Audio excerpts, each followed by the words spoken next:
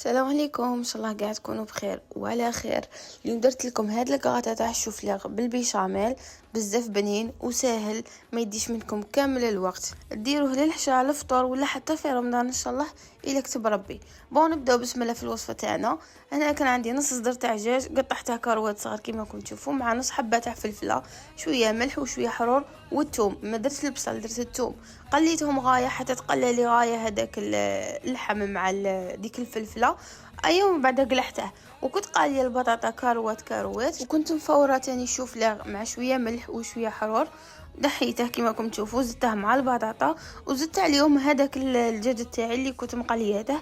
خلط كل شيء مع بعض ودرت البيشاميل البنات مغرف تاع دهان مع شويه توم ترابوه.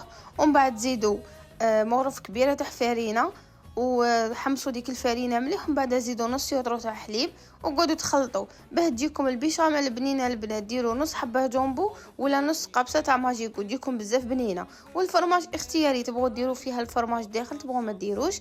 ايوه، هنا درتها مع هذوك، خلط كل شيء مع بعض باه البيشاميل تدخل الداخل. زدت فرماج رابي، دخلتها الفرن حتى تحمر. وفوالا لو ريزيلتا. ان شاء الله يعجبكم الكاطا تاع اليوم. نلتقي في وصفه اخرى ان شاء الله. باي باي.